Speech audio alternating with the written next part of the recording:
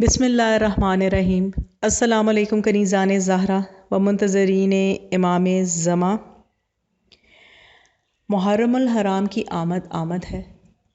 کثیر تعداد میں انشاءاللہ عزاداری اور مجالس عزا کا اہتمام کیا جائے گا۔ مومنین و مومنات کی ایک بہت بڑی تعداد اس کی سعادت و برکتوں سے مستفید ہوگی۔ اسی مناسبت سے آج کے موضوع کو میں نے 3 حصوں میں تقسیم کیا ہے۔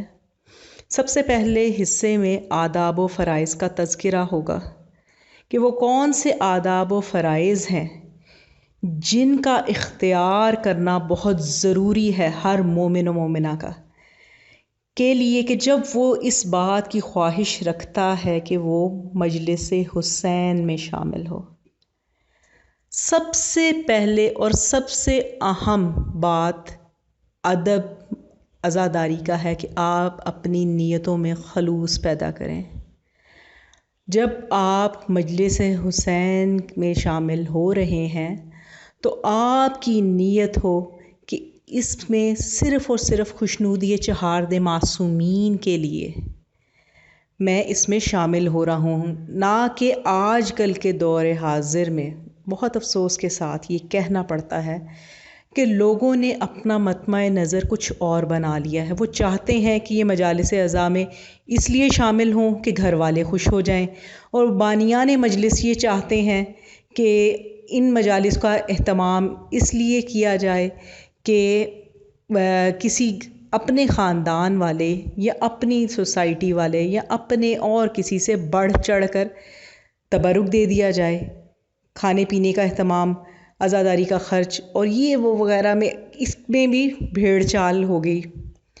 کم از کم آپ اپنی نیتوں میں خلوص رکھیں کہ یہ کام اخلاص نیت سے کیا جائے گا تو اتنا ثواب ہے جس کا تذکرہ میں اپنی بیان کے آخری حصے میں کروں گی۔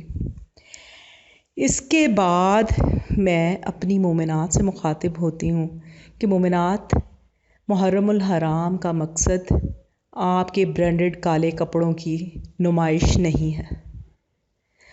آپ کے کپڑے کالے ہونے کے ساتھ ساتھ اگر پرانے و بوسیدہ بھی ہو جائیں تو اس کی زیادہ مستحب ہے، زیادہ اچھا ہے، بجائے کہ آپ اسپیشل خریداری کریں جیسے کہ آج کل کی برانڈز آپ لوگوں کے اس شوق کو دیکھتے ہوئے، اس انٹرسٹ کو دیکھتے ہوئے نئی کلیکشنز لانچ کرتی ہے۔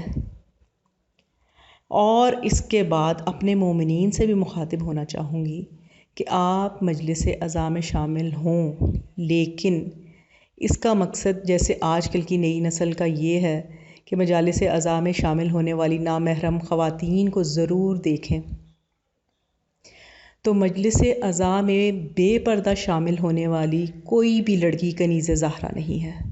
اور اسی طرح میرے بھائیوں، کوئی بھی ایسا مومن جو بے حجاب خواتین کو دیکھ رہا ہے وہ اپنے آپ کو امام حسین کا پیروکار نہ سمجھے۔